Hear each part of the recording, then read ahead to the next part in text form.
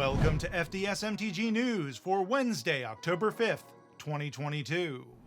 Wizards announced a whole lot of stuff on the weekly MTG stream on Thursday, September 29th, and at the MTG panel and Transformer panel, both at Hasbro PulseCon over the weekend, and at the Magic 30th announcement event held at 6 a.m. Tuesday, October 4th. I'm going to go ahead and try to break down all the big news quickly and to present them in a way that makes some sense. We've got a lot to get to, so let's go.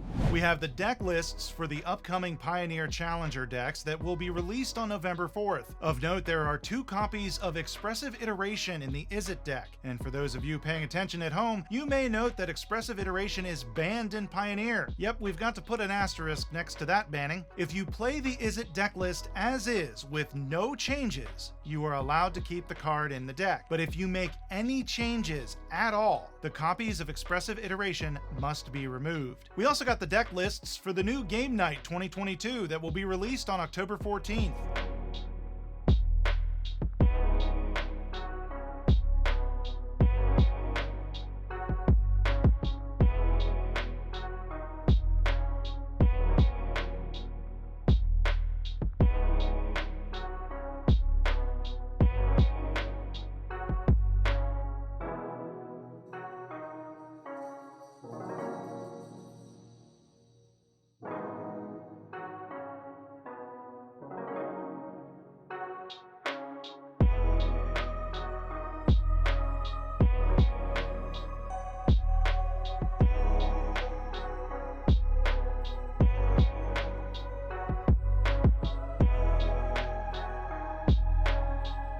There will be a new product available on December 2nd that will be starter commander decks. These will be commander decks tailored specifically for those who are just starting out in Magic. The commanders from the deck lists will be legendary creatures from various planes across Magic's multiverse. Isperia, Supreme Judge, Gisa and Geralf, Cardur, Doomscourge, Atarka, World Render, Amara, Soul of the Accord.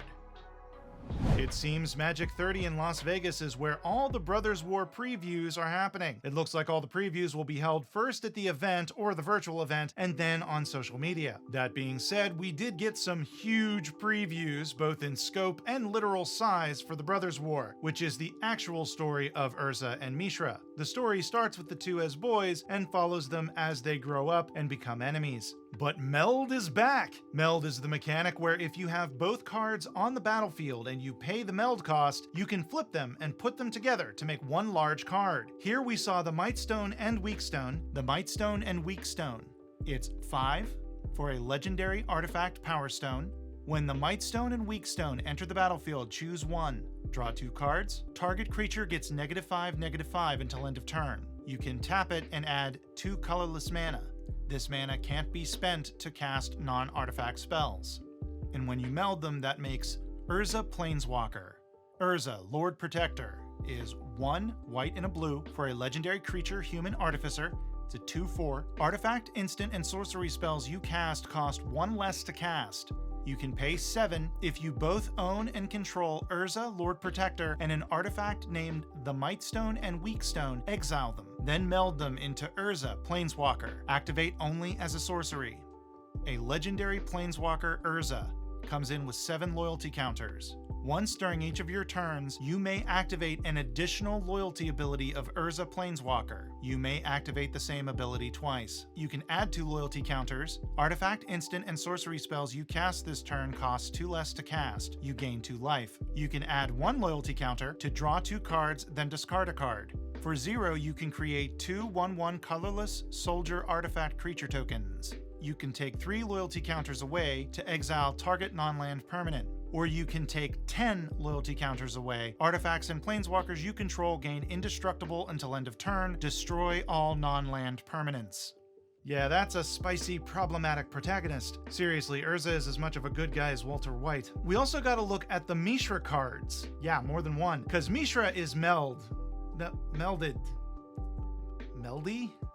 As well. Phyrexian Dragon Engine and Mishra, claimed by Gix, meld into Mishra Lost to Phyrexia. Mishra, claimed by Gix. It is 2 black and a red for a legendary creature Phyrexian Human Artificer. It's 3/5. Whenever you attack, each opponent loses X life, and you gain X life.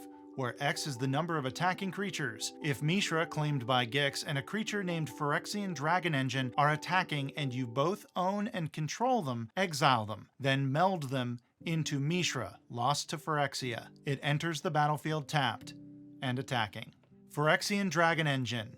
You pay 3 for an artifact creature, Phyrexian Dragon. It's a 2/2. It has double strike. When Phyrexian Dragon Engine enters the battlefield from your graveyard, you may discard your hand. If you do, draw 3 cards. Unearth 3 red. And Mishra, lost to Phyrexia, is a black and red legendary artifact creature, Phyrexian Artificer. It's 9/9. Whenever Mishra, lost to Phyrexia, enters the battlefield or attacks, choose 3. Target opponent discards 2 cards. Mishra deals 3 damage to any target. Destroy target artifact or planeswalker. Creatures you control gain menace and trample until end of turn. Creatures you don't control get -1/-1 until end of turn. Create 2 tapped Power Stone tokens. There is another meld card in the set that will include the color green, but they did not reveal who it might be. The Brothers War also has full art basic lands with gigantic mechs on them dominating the landscape. The Buy a Box promo is Mishra's Foundry. The bundle promo is Queen Kayla Bin Krug. There will be a run of old artifacts that will be included in the Brothers War booster packs that will include their own set symbol. The regular versions will be in draft, set, and collector boosters. There will be a regular schematic version of the cards that will only be in collector boosters that include special art. In addition, they will have a limited run of these schematic cards as well. Those will be serialized versions and will have a serial number on them. Each artifact that is a part of this group will have just 500 copies of the serialized limited run. Basically, this is their way of putting a super rare chase card in booster packs because they didn't find a couple of pallets of antiquities in Mark Rosewater's garage. The 2 commander decks that will be a part of the Brothers War set will be all old retro border. I'm fine with this because I like the old border. It reminds me of a time when my knees actually worked and I didn't randomly injure myself typing. And the commanders for these commander decks are Mishra and Urza. Mishra's card is Mishra, Eminent 1, for 2 blue, black, and a red, for a legendary creature, Human Artificer. It's 5/4. At the beginning of combat on your turn, create a token that's a copy of target non-creature artifact you control, except its name is Mishra Warform, and it's a 4/4 construct artifact creature in addition to its other types. It gains haste until end of turn. Sacrifice it at the beginning of the next end step. Urza, Chief Artificer. It's 3 white, blue, and a black for a legendary creature, Human Artificer. He's a 4/5. Affinity for artifact creatures. This spell costs 1 less to cast for each artifact creature you control. Artifact creatures you control have menace. At the beginning of your end step, create a 0/0 colorless construct artifact creature token with this creature gets +1/+1 for each artifact you control.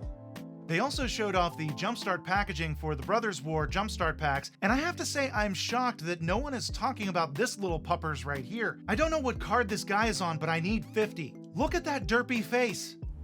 In the Brothers War set boosters and collector packs, there will be a chance to get a Universes Beyond Transformer card. These are mechanically unique cards of 15 different Transformers. The cards have a regular version and a Shattered Glass variant. The Shattered Glass comic series of Transformers shows a world where the Autobots are the bad guys and the Decepticons are the good guys. Also of note, the cards are double-sided, with the one side being the robot form, while the other side is being the vehicle form of the character. Interestingly, instead of transform being the word used, which would be expected because that is what is usually used on Magic cards in this scenario, and the fact that these are Transformers, it says convert. Apparently they cannot use the term transform for legal reasons. I wasn't able to find the story behind that, so if you know why they legally can't say the Transformers transform, please leave a comment. There will be your standards: Optimus Prime, Megatron, Starscream, Goldbug, or Bumblebee, as many of you may know him. And yeah, I know there's more to it than that, but you can go look that up on Google because we got a lot more to cover. We also get Slicer, Jetfire, Soundwave, and many more. Links in the description to the article. Gavin Verhey has since confirmed that there are no plans to make in-universe versions of the Transformer cards.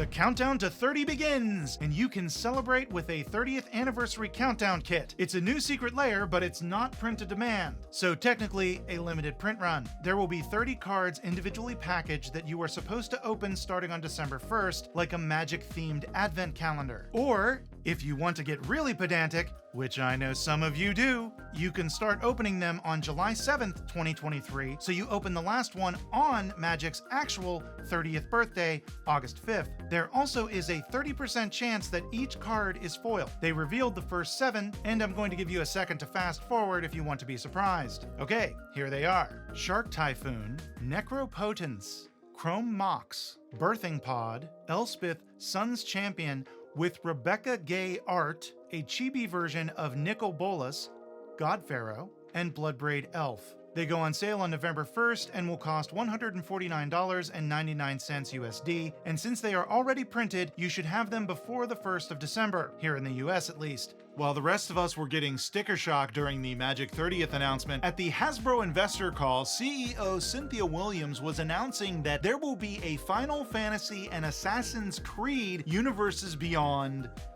thing. They didn't really go into details on what it would be, we just know they're gonna happen. Oh, and apparently Post Malone is getting an official secret lair. I don't know what's happening anymore. I'm done. I'm out. I'm done. This is the end. And finally, we have the 30th Anniversary Edition. So you don't experience the emotional roller coaster I did, let me get this out of the way. It's $999 for 60 Magic cards. Okay, so what is it? Beta. They are reprinting limited edition beta, minus a few cards that include the anti-mechanic or racism. They will be in new and old borders with the old art, regardless of border. There will also be tokens, but since there's only one card in beta that makes tokens, they're just random tokens that use art from other iconic Magic cards. The packs will have 15 cards, and 13 of them will be new border, with 2 having a retro frame. Also, the dual lands have a higher chance of being in the rare slot. There is no mythic rarity, and it is possible to pull 2 rares in a pack, as one of the retro frames could also be a rare. Why aren't you bouncing off the walls, Nate? The reserve list is gone! No, it's not. These are gold bordered with special backs. They are not tournament legal. Don't get me wrong, I love this product.